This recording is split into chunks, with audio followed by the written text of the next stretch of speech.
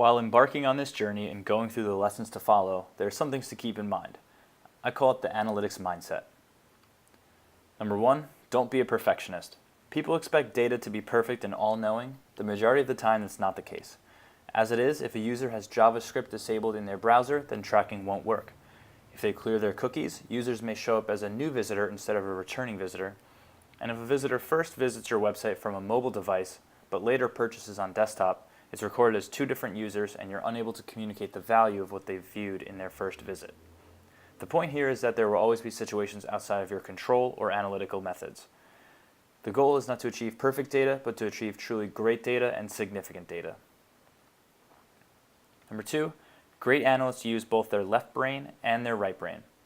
As you'd expect, a big part of using web analytics tools is being logical, rational, and quantitative.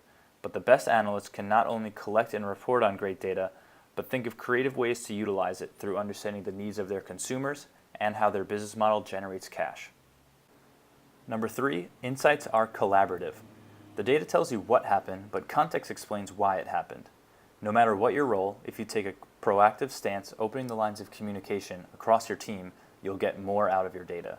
For example, let's say you notice that direct traffic increased 15% week over week, and through a meeting with your PR agency, you come to realize that they ran radio ads. This is a common situation.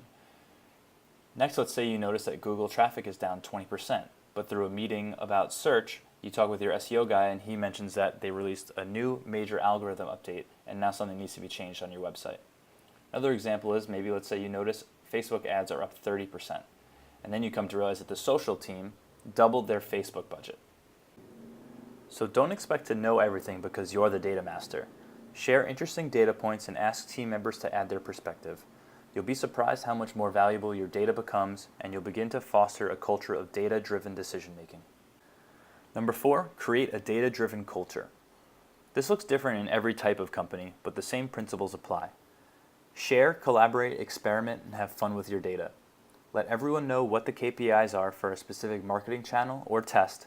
Empower others to find data that they find interesting or fascinating, even if it's not business related. And finally, make people responsible. There might be a go-to person for social media data and a different go-to person for customer data. Be sure those roles are defined and the teams know it. Number five, tell stories with your data. Think about your typical movie. It has a setting, a plot, and oftentimes a moral. Data is very similar. Background is like the setting, like who was involved or who was targeted, where did the data come from, and what was the time frame. The finding is like the plot. What ended up happening? What were the results and what were the learnings? And the recommendation is like the moral. So what does all this mean? How can we apply this learning in the future? When doing your analysis, try to structure it this way. It will be much easier for others to read and understand. And number six, simplify whenever possible. The more you start using data, the more you'll see value in simplification. Not just around data, but around your daily routines. Analysts are paid to overthink, to figure out why these numbers are the way they are. Try not to bog yourself down by digging too much into it. Analysis paralysis is inefficient usage of analytics resources and oftentimes does not result in any additional benefit. The only really thing that happens is frustration.